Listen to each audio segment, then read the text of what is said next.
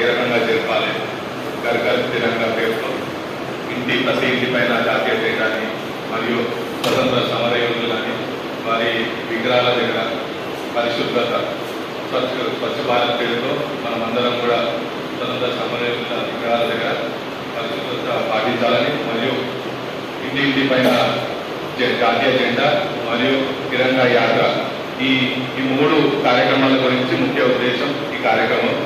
మరియు అన్న ఇంతకుముందు చెప్పినట్టు డివిజన్ల మన సమస్యలు అదే ఎలక్షన్లో జరిగిన అనుభవాలు మాట్లాడాలని చెప్పారు అన్న. 2 ఎలక్షన్లు ఎందుకంటే దెబ్బతగిన నుండి తెలుస్తారు బాగా, ఎందుకంటే పోటీ చేసారు, సొంత పైసలు మీరు ఖర్చు పెట్టినారు.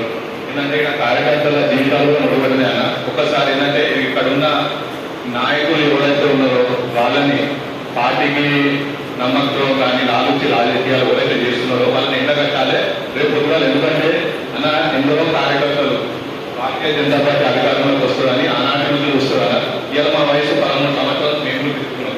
అంటే అధికారంలోకి రావాలని ఎంతో మంది సీనియర్ నాయకులు తులకట్ట వయసు ఉన్న వాళ్ళు అక్కడి నుంచి ఇప్పుడు దాకా వాళ్ళు అదే జెండాను వస్తున్నారు. ఒక్కసారి అధికారంలోకి రాకపోతుందా కూడనుకుంటామని ఒక్కసారి కార్యకర్తల జీవితాలను ముడిపడున్నాయన్న. ఒక్కసారి మీ నాయకులు అందరూ కూడా మనం కూడా అందరం కూడా ఈసారి ఇలాంటి లాలుచి రాజకీయాలు చేసే నాయకులను గుర్తించి వాళ్ళని ఎండగట్టి రాబోయే రోజుల్లో భారతీయ జనతా పార్టీ ఇక్కడ గల్లీలో కూడా కార్పొరేటర్ సీటు కాషాయ జెండాని మనం అక్కడ వార్డ్ ఆఫీస్ పైన ఎగరేస్తామని మనమందరం కలిసికట్టుగా మనమందరం కూడా సమస్యల పైన మీరు అన్నట్టు అవునన్నా ఇప్పటిదాకా కూడా దొల్ల రాజ్యాంగాన్ని అక్రమాలు చేసినా మనం ఈరోజు ఈయన ప్రభుదాస్ అన్న చేసినప్పుడు మనం చేయలేదు. మనమే మాట్లాడుకోవడమే సరిపోతుంది.